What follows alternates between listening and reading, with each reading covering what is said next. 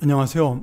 오늘은 역대상 2장의 말씀을 통하여 우리의 부끄러움과 하나님의 변하지 않는 은혜에 대한 주제를 가지고 함께 말씀을 나누죠. 우리가 1장을 보았지만 아담부터 시작해서 아브람과 이삭과 야곱까지의 역사가 나오고 족보가 나옵니다.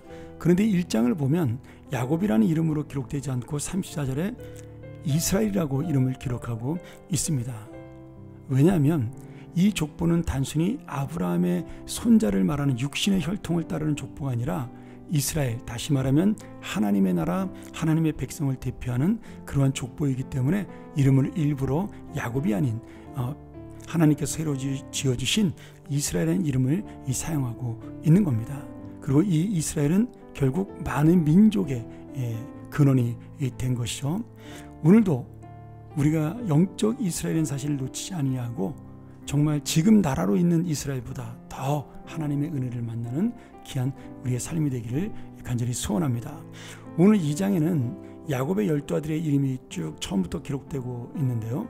특별히 12아들 중에서 네 번째 아들인 유다의 후손들에 대한 족보가 2장과 3장에 기록이 되어 있습니다.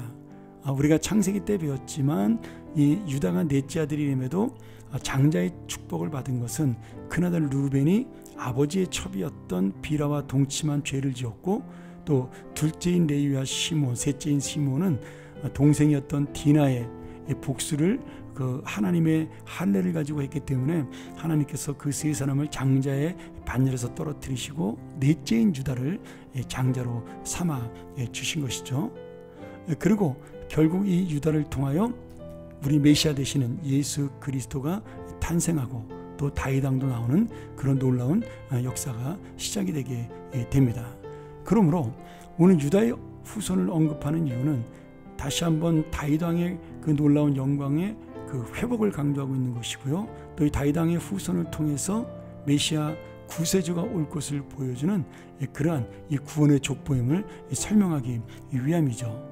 그래서 우리가 족보를 보면서 사실 이스라엘 백성들의 이름이 계속 나오니까 지루하고 힘들고 내가 왜 남의 가정의 족보까지 알아야 되나, 그렇게 생각할 필요가 없다라는 거예요. 그것이 아니라 지금 이 족보는 우리를 구원하시고자 하는 하나님의 섭리가 지금 이 족보를 통해 영적으로 보여주고 있는 것이죠.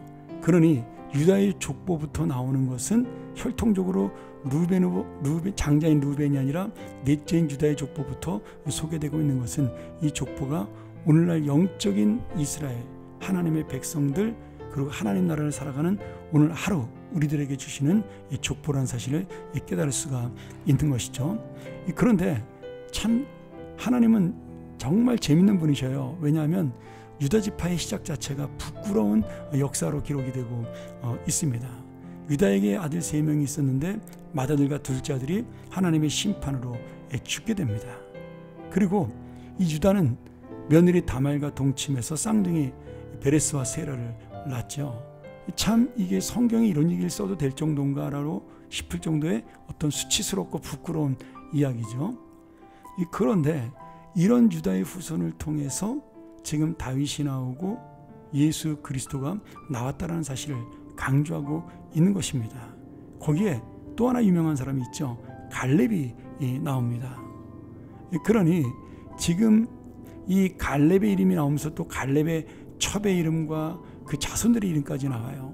왜 이렇게 하나님께서는 이 책을 기록하면서 세세하게 우리에게 보고 싶지 않은 모습까지, 어떻게 보면 부끄러운 모습까지 기록하느냐? 바로 우리가 그렇게 영적으로 죽을 수밖에 없는 죄인임에도 불구하고 이 사람들처럼 구원받았다라는 사실을 말씀해주고 있는 겁니다.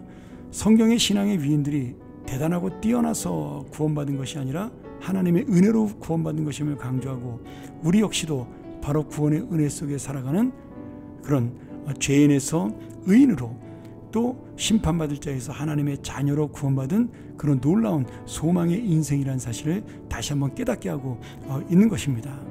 오늘 우리가 바로 이런 은혜로 세워진 영적 이스라엘이요, 하나님의 백성이요, 거룩한 제사장 나라가 되었습니다. 오늘 이 말씀을 놓치지 않고 하나님의 은혜를 기억하며 우리 믿음의 근거가 바로 이러한 은혜 속에 있음을 깨닫는 귀한 하루가 되기를 바라고요.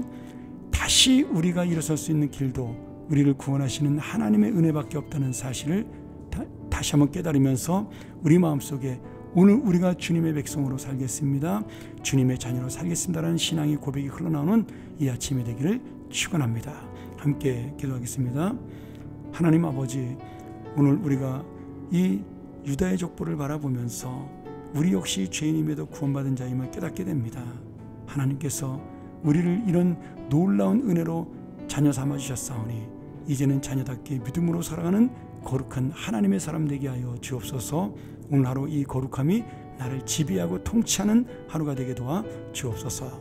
예수님의 이름으로 간절히 기도합나이다. 아멘.